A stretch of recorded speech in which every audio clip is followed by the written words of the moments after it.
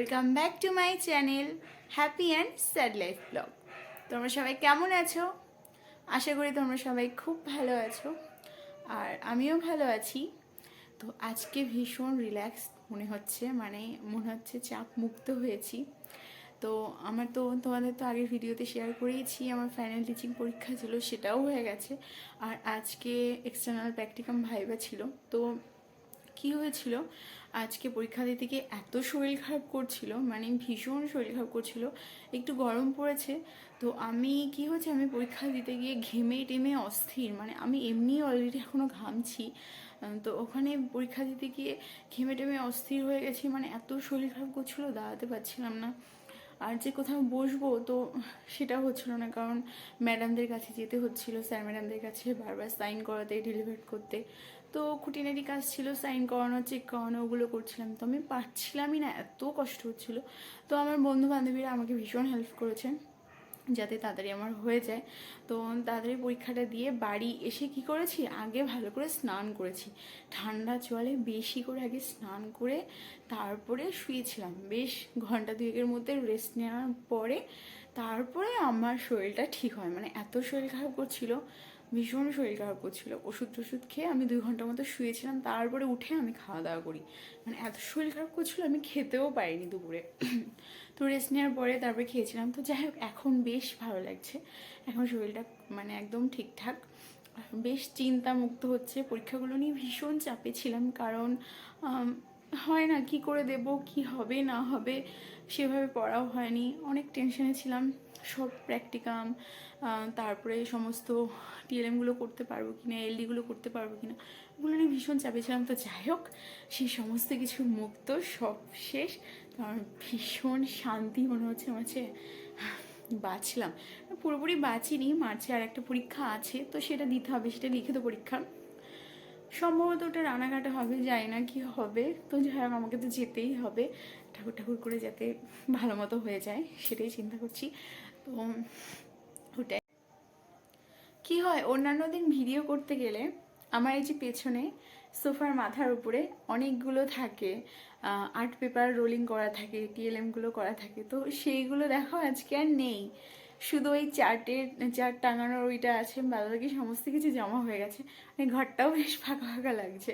ওগুলো দেখে আরও বেশি টেনশন হচ্ছিলো যে না, পরীক্ষা আছে জমা দিতে হবে, এরকম একটা ব্যাপার।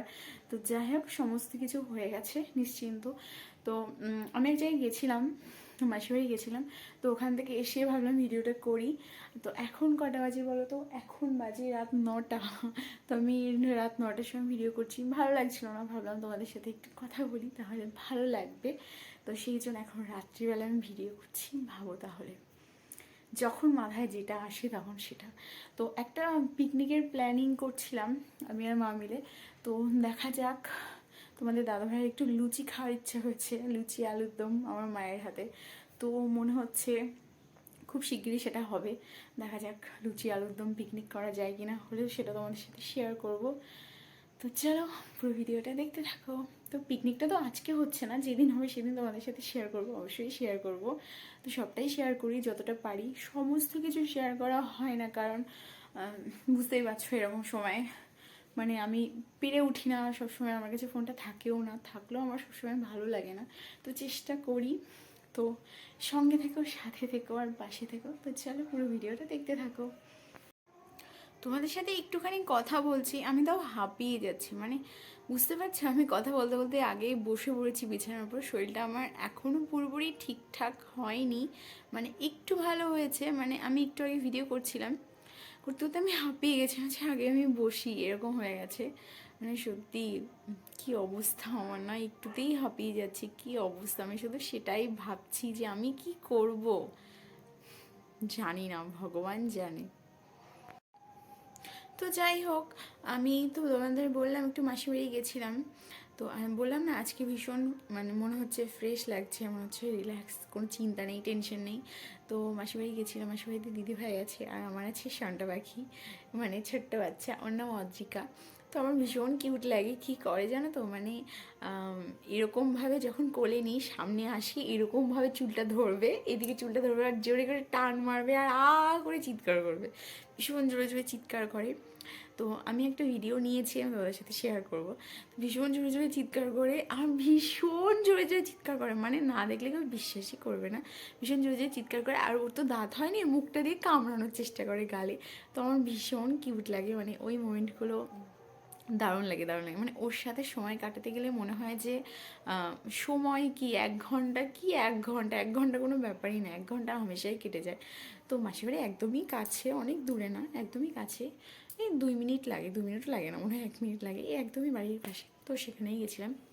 তো ওখান থেকে আসার পরে আমি দুধ খেয়েছি সন্ধ্যাবেলা প্রোটিন পাউডার দিয়ে।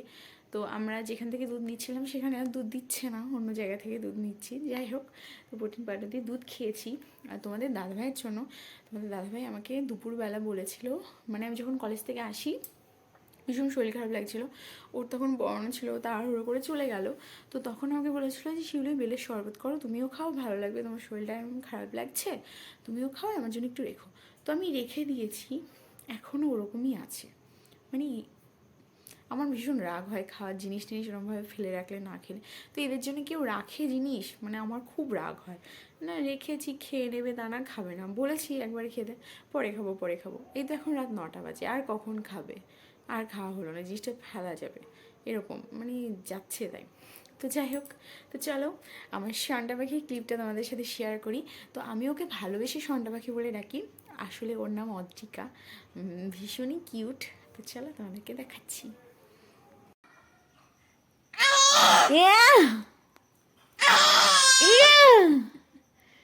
আর কি বলো, কি বলতে চাও? ভিডিও করছি, দেখাচ্ছি।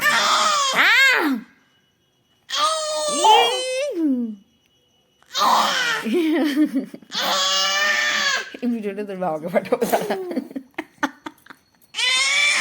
কি রাস্তা থেকে সব শোনা যাচ্ছে কিন্তু।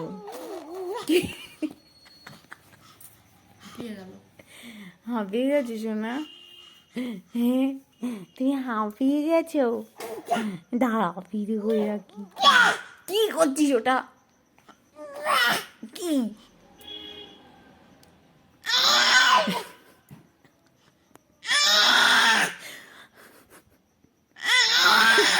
আরে গলা ব্যথা হয়ে যাবে, থাম, গলা ছিঁড়ে যাবে কিন্তু। এই যে গলা তবে আজকের মতো থাক, কালকে আবার করবো। কালকে কালকে কালকে কালকে আবার কালকে, ঠিক আছে? ও একটা ভিডিও করেছিল, দেখলাম, যে ভিডিওটা করেছে টুক করে উপর হয়ে হেঁটে এরকমভাবে তাকাচ্ছে, এই ভিডিওটা দেখি। আর থাম,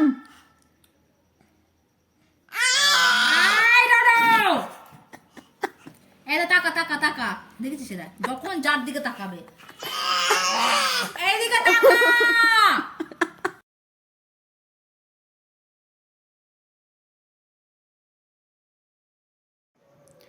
তো ভিডিওটা তোমরা দেখেছো, ভীষণ কিউট না? আর আমি ওটা দেখতে দেখতে হাসতে হাসতে, মানে এত হাসি পাচ্ছে। ভিডিওটা এই জন্যই করেছি, কারণ সবসময় তো ভালো লাগে না, যখন ভালো লাগে না, বা ও সবসময় এখানে থাকে না, ও তো ওর বাড়িতে চলে যায়, এখানে এসছে কিছু দিনের জন্য। তো যখন ভালো লাগে না তখন এই ভিডিওগুলো দেখতে পারি, তখন ভীষণ হাসি পাই, খুব মিস করি। তা আমি ভিডিওটা আবার দেখছিলাম, মানে এত হাসি পাচ্ছে, ওই সমানে আওয়াজ করেই যাচ্ছে, করেই যাচ্ছে, করেই যাচ্ছে, মানে ওর গলায় ব্যথা করছে, ওর হচ্ছে, অসুবিধা হচ্ছে, তাও করেই যাচ্ছে, আর সমস্ত গায়ের জোর কাটিয়ে চিল্লাচ্ছে। দেখলে হেভি লাগছিল আমার। তো সেটাই, ওই জন্য আমি ভাবলাম যে তোমাদের সাথে শেয়ার করি। এর আগে ভিডিও আছে, তো সেগুলো শেয়ার করা হয়নি, তো তোমাদেরকে দেখাবো। তো দেখতেই পেলে, একে আমি শন্টা পাখি বলে ডাকি, কারণ হচ্ছে আমার, এটা আমি নিজে থেকেই নাম দিয়েছি শন্টা পাখি, আমার আমার পছন্দের, আর ভীষণই স্পেশাল আমার কাছে, এবং ভীষণ কিউট লাগে ওকে আমার, একদম পুরো বেবি ডল, পুতুল। তো সেই জন্যই ওর কাছেও একটা ভিডিও আছে, তোমাদের দাদাভাইও ভিডিও করেছে, ওর ভিডিওটা ওর ফোনে আছে। তো দেখি ওর ফোন থেকে নিয়ে তোমাদের সাথে শেয়ার করবো, সেটাও দারুণ। টুক করে মানে পাল্টি খেয়ে তাকিয়েছে এরকম করে। তো cute cute funny funny moment এইগুলোই না, কি হয়, ভালো লাগে ক্যাপচার করে রাখলে, পরে দেখা হয় ছোটোবেলার স্মৃতিগুলো, কি করেছে না করেছে, তাই না? সেটাই, আর কিছুই না। তো ভাবলাম তোমাদের সাথে শেয়ার করি, তো সেটাই। তো চলো। এই যে দেখো বন্ধুরা, গরম গরম জিলিপি আর মুড়ি ভীষণ খেতে ইচ্ছে হচ্ছিলো।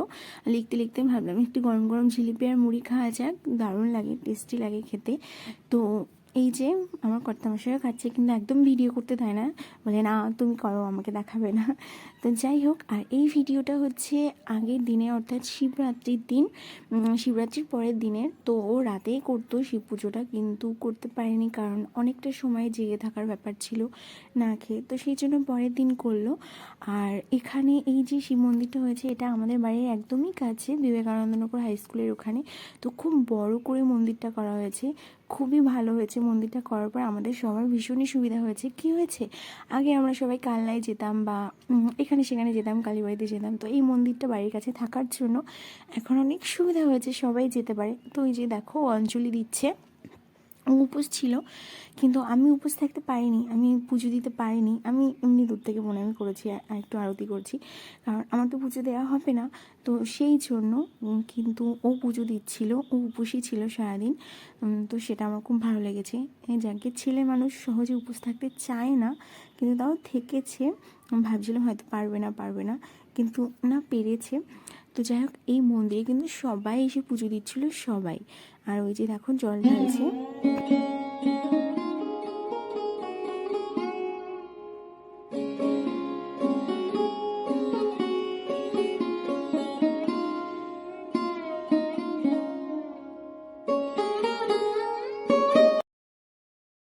তো আমি যেহেতু উপোস থাকতে পারিনি, সেই জন্য ও উপোস থেকে পুজো দিয়েছিল। তো আমার সেটা ভীষণই ভালো লেগেছে। যাই হোক, কেউ একজন পুজো দিলেই হলো, সেটা বড় ব্যাপার না। তো যাই হোক, ভিডিওটা এখানেই শেষ করছি। তোমরা সবাই ভালো থেকো, সুস্থ থেকো, আর প্লিজ যারা যারা এখনও চ্যানেলটাকে সাবস্ক্রাইব করনি তারা সাবস্ক্রাইব করে দিও। তো দেখা হচ্ছে অন্য কোনো নতুন ভিডিও নিয়ে। তো আজকের মতো টাটা।